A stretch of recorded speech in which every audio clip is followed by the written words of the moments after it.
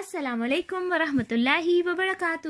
وعلیکم السلام ورحمۃ اللہ وبرکاتہ۔ پیارے بچوں، ہم آپ سب کو رسول اللہ صلی اللہ علیہ وسلم کی سیرہ کے سفر میں خوش آمدید کہتے ہیں۔ پیارے بچوں، کیا حال ہیں آپ کے؟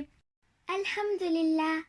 ہماری دعا ہے اللہ سبحانہ تعالیٰ آپ کو ہمیشہ ہنستا اور مسکراتا رکھے، آمین۔ آج انشاءاللہ ہم آپ کو ہمارے پیارے نبی محمد صلی اللہ علیہ وسلم کی بچپن کی زندگی کے بارے میں بتائیں گے۔ بچوں، کیا آپ کو معلوم ہے کہ آپ صلی اللہ علیہ وآلہ وسلم نے اپنا بچپن کہاں گزارا؟ عرب میں؟ جی ہاں بچوں، عرب کے ریگستان کے ایک گاؤں میں۔ یہ عرب کے شہر کے رہنے والوں کا دستور تھا کہ وہ اپنے بچوں کو دودھ پلانے والی عورتوں کے حوالے کر دیتے تھے تاکہ بچے عرب کے ریگستان کے گاؤں کے خالص اور صاف ماحول میں پرورش کریں اور شہر کی بیماریوں سے دور رہیں۔ اس کے ساتھ ساتھ بچے خالص اور ٹھوس عربی زبان سیکھ لیں۔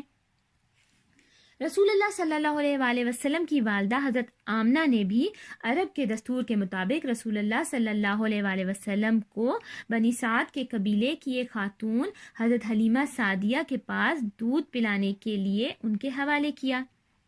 جہاں سے حضرت حلیمہ نے رسول اللہ صلی اللہ علیہ وآلہ وسلم کو گود لیا تھا، وہاں سے مکہ واپسی پر جب ان کا قافلہ واپسی کے لیے روانہ ہوا تو حلیمہ اور ان کی سہیلیاں بہت حیران ہوئیں یہ دیکھ کے کہ حضرت حلیمہ کی کمزور اور سست گدی اب پورے قافلے سے آگے نکل گئی تھی اور کوئی بھی گدھا اس کے ساتھ نہ آ سکا۔ جب حضرت حلیمہ آپ صلی اللہ علیہ وآلہ وسلم کو گھر لے کر آئیں تو ان کا گھر رحمت، برکات اور خوشیوں سے بھر گیا۔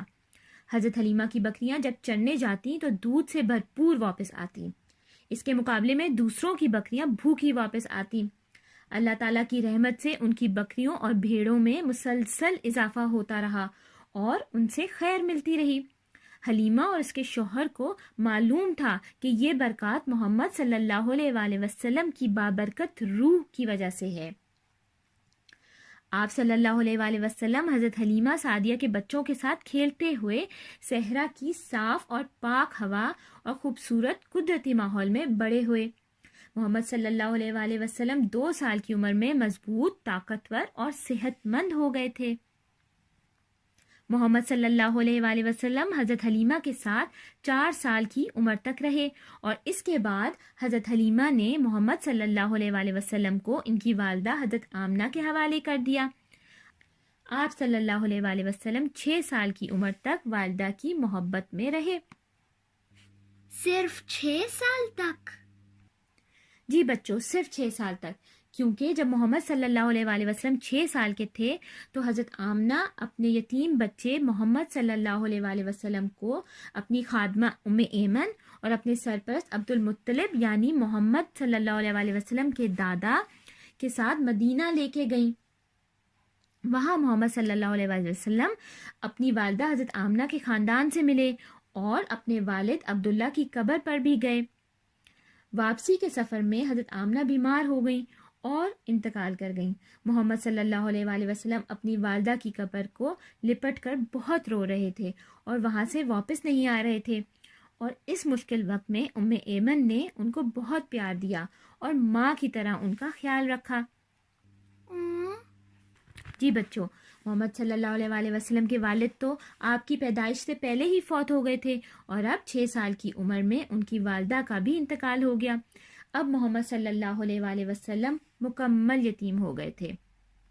والدہ کی وفات کے بعد آپ صلی اللہ علیہ وآلہ وسلم کے بوڑھے دادا عبد المطلب اپنے پوتے کو لے کر مکہ اپنے گھر واپس پہنچ گئے اور بہت محبت اور شفقت سے آپ صلی اللہ علیہ وآلہ وسلم کی پرورش کی۔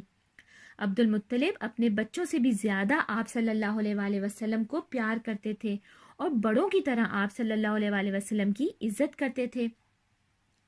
پیارے بچوں، آپ کو معلوم ہے کہ آپ صلی اللہ علیہ وسلم کے دادا عبد المطلب کعبہ کے نگراں تھے، یعنی کہ کعبہ کا خیال رکھتے تھے۔ عبد المطلب کے لیے خانہ کعبہ کے سائے میں فرش بچھایا جاتا تھا۔ عبد المطلب کے اپنے بیٹے اس فرش کے ارد گرد بیٹھتے تھے، اور جب آپ صلی اللہ علیہ وسلم اس فرش پر بیٹھتے تو آپ صلی اللہ علیہ وآلہ وسلم کے چچا حضرات محمد صلی اللہ علیہ وآلہ وسلم کو اس فرش پر بیٹھنے سے روکتے تھے، لیکن آپ صلی اللہ علیہ وآلہ وسلم کے دادا عبد المطلب محمد کو اس فرش پر بیٹھنے سے نہیں روکتے تھے اور فرماتے میرے اس بیٹے کو چھوڑ دو، باخدا اس کی شان نرالی ہے، اس کا مستقبل روشن ہے اور اس کا ایک اہم مقام ہوگا۔ جب آپ صلی اللہ علیہ وآلہ وسلم کی عمر ابھی 8 سال کی تھی تو آپ صلی اللہ علیہ وآلہ وسلم کے دادا عبد المطلب بیمار ہوئے اور ان کا بھی انتقال ہو گیا۔ عبد المطلب فوت ہونے سے پہلے آپ صلی اللہ علیہ وآلہ وسلم کے چچا ابو طالب کو یہ کہہ کر گئے تھے کہ محمد صلی اللہ علیہ وآلہ وسلم کو اپنی حفاظت میں رکھیں اور ان کی دیکھ بھال کریں۔ محمد صلی اللہ علیہ وآلہ وسلم کے چچا ابو طالب نے اپنے بھتیجے کی دیکھ بھال بڑی خوبی سے کی۔ ان کے چچا ایک غریب آدمی تھے لیکن وہ عظیم انسان تھے اور آپ صلی اللہ علیہ وآلہ وسلم پر بہت مہربان تھے۔ ابو طالب نے آپ صلی اللہ علیہ وآلہ وسلم کو اپنے بچوں میں شامل کیا، بلکہ اس سے بھی بڑھ کر مانا۔ ابو طالب نے محمد صلی اللہ علیہ وآلہ وسلم کو بہت عزت اور احترام سے رکھا اور ساری زندگی آپ صلی اللہ علیہ وآلہ وسلم کا ہر قدم پر ساتھ دیا اور مدد کرتے رہے۔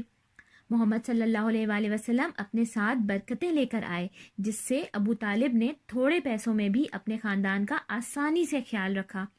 آپ صلی اللہ علیہ وآلہ وسلم اپنے چچا ابو طالب کے پاس 25 سال کی عمر تک رہے۔ جب آپ صلی اللہ علیہ وآلہ وسلم کی عمر 12 سال کی ہو گئی تو ابو طالب آپ صلی اللہ علیہ وآلہ وسلم کو ساتھ لے کر تجارت کے لیے ملک شام کی طرف نکلے اور رستے میں ایک جگہ بصرہ پہنچے۔ وہاں ابو طالب کو ایک بحیرہ نامی راہب ملا۔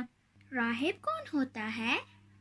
جس طرح ہماری مسجد میں امام ہوتا ہے، مفتی ہوتا ہے یا مولوی ہوتا ہے، اسی طرح چرچ میں جو بڑا پادری ہوتا ہے اسے ہم راہب کہتے ہیں۔ جب ابو طالب کا قافلہ بصرہ میں رکا تو یہ بحیرہ راہب اپنے گرجا یعنی چرچ سے باہر آیا، حالانکہ اس سے پہلے وہ کبھی نہیں نکلتا تھا۔ بحیرہ راہب نے آپ صلی اللہ علیہ وآلہ وسلم کو پہچان لیا اور آپ صلی اللہ علیہ وآلہ وسلم کا ہاتھ پکڑ کر کہا اللہ تعالیٰ انہیں رحمت للعالمین بنا کر بھیجے گا۔